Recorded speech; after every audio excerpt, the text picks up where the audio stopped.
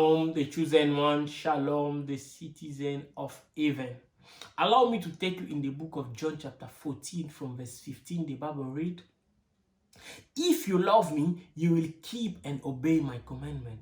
And I will ask the Father, and he will give you another helper to be with you forever, the Spirit of truth, whom the world cannot receive, because it does not see him or know him. But you will know him, because he, the Holy Spirit, remain with you continually, and he will be with you. I will not leave you as often. I will come to you after a while. The world will no longer see me, but you will see me. Because I live, you will live also." The word of God. Beloved, here, Jesus is the story of Jesus with the disciple.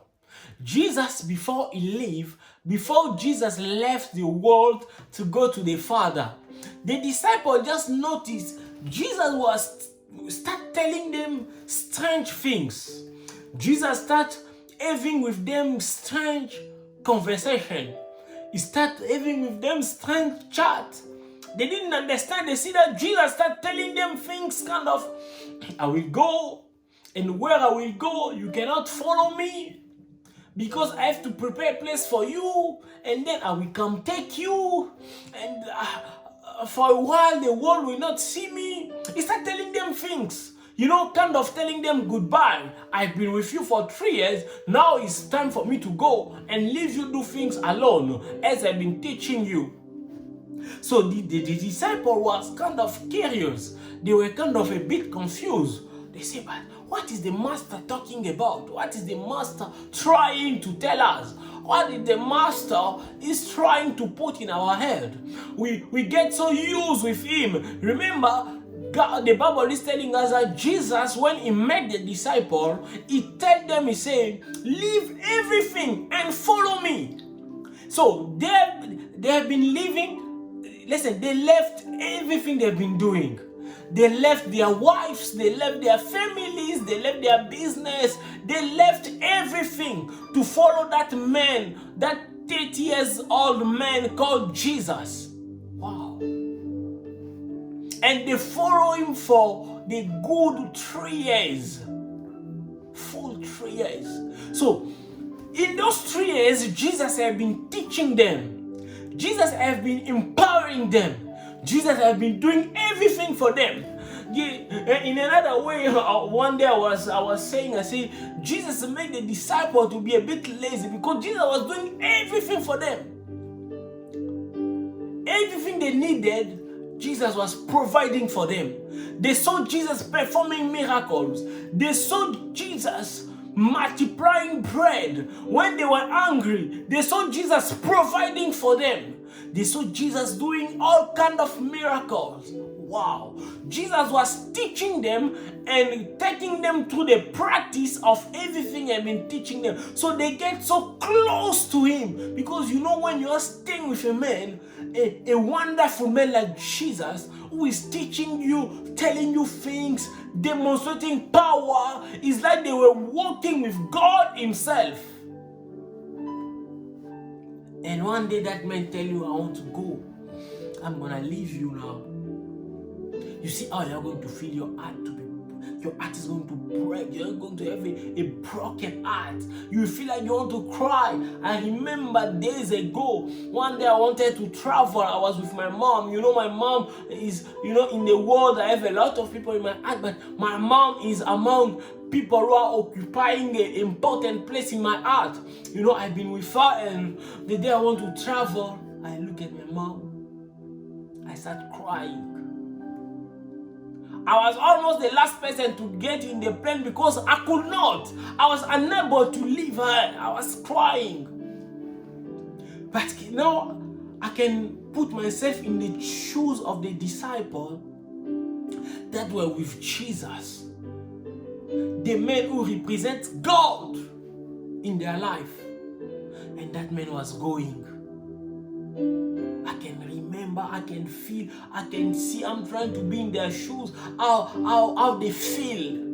But the good news is, Jesus told them, listen, it's for your advantage if I go. I have to go for you to start experiencing the power of God in another level. I've been demonstrating the power because there was a spirit in me. I've been demonstrating the kingdom, the power of God, because there was a spirit in me. So I have to go in order to that spirit to come and live with you and live in you, so that you can be able to demonstrate the same power I've been demonstrating. Wow. So if I'm still with you, if I'm still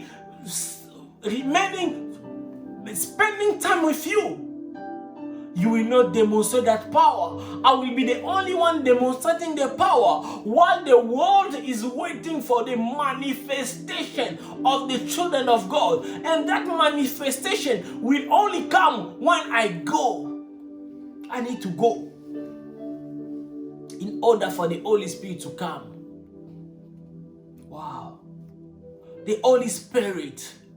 Without Him, we cannot do anything. Jesus told them, I will not leave you helpless. I will not leave you like orphan. I understand that a man who does not have the Holy Spirit is an orphan. A man who does not have Holy Spirit is a helpless man. Is a comfortless man. Is a weak man. Is a dust. We need the Holy Spirit. We need the Holy Spirit. Jesus told him, he said, the Spirit of God will come. And it will come to teach you and to convince you even from sin. It will tell you what is good and what is wrong. When the Holy Spirit will come, the Holy Spirit will come, it will show you the way. The Holy Spirit, when it will come, it will tell you the will of the Father, because the Holy Spirit has been staying with the Father. The Holy Spirit has been staying, He knows the heart of the Father. So when He will come to live with you, He will even teach you how to fear God. He will give you some secret of heaven. He will give you some tips how to live with the presence of God. So it's for your advantage. It's for your advantage if I go, so the Spirit of God can come. Because I cannot be here and you receive that Spirit. I have to go. They must have an exchange. I go and Him come. Beloved, I want to tell you that you cannot do anything without the Spirit of God. And the Spirit of God is available in this world. God has released already that Spirit. I pray even as I'm talking, as you are watching this video from wherever, may the Spirit of God touch you. May you be baptized by the Spirit of God. May the Spirit of God come down and live in you. Beloved, without the Spirit of God, we are powerless. I remember Jesus, after He left, the disciple, one day Peter goes out and Peter starts experiencing the power of God. One day Peter was going to the temple. He found a lame, a paralytic man, and that paralytic man was staying out of the temple asking for money, and come across Peter and John. Peter told them, he said, listen, we don't have gold and silver, we don't have, but what we have, in the name of Jesus, what we have, in the name of Jesus. Remember, Jesus told them, the Holy Spirit, when He will come, He will not come teach you another name. He will teach you my name. He will come in my name. And Peter told that man, what I have. Because Jesus said the Spirit will come and live continuously in you. He will live in you. A Christian without Holy Spirit, I don't know how to categorize you. Peter said, what I have inside me,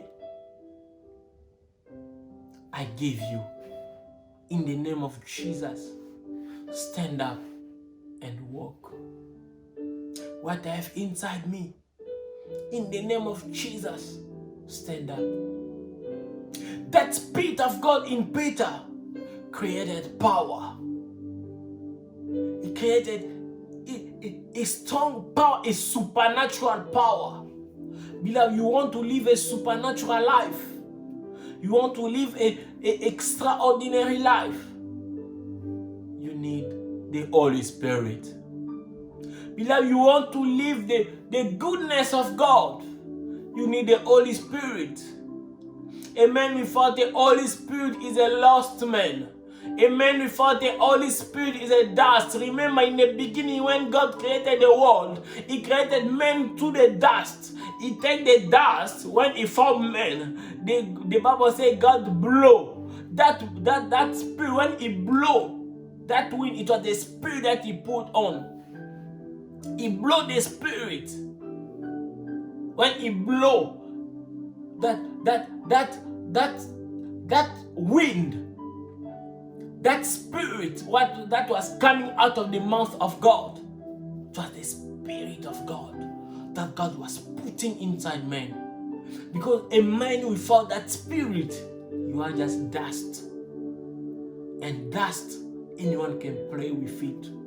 So what gives dust value?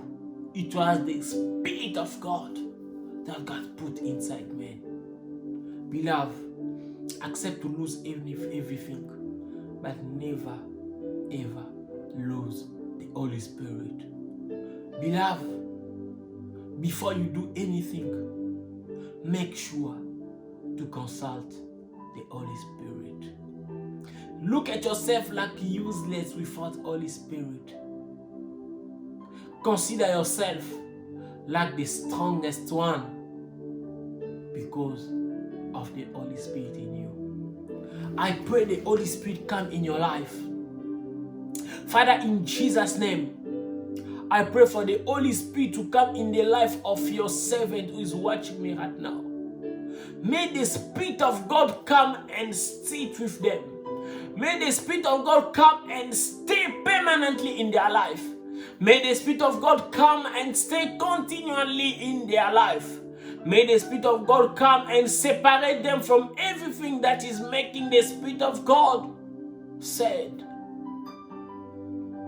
May the Holy Spirit convince them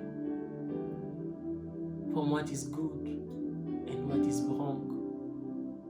May that Spirit teach them the way of God. May that Spirit open their eyes to see what is surrounding them.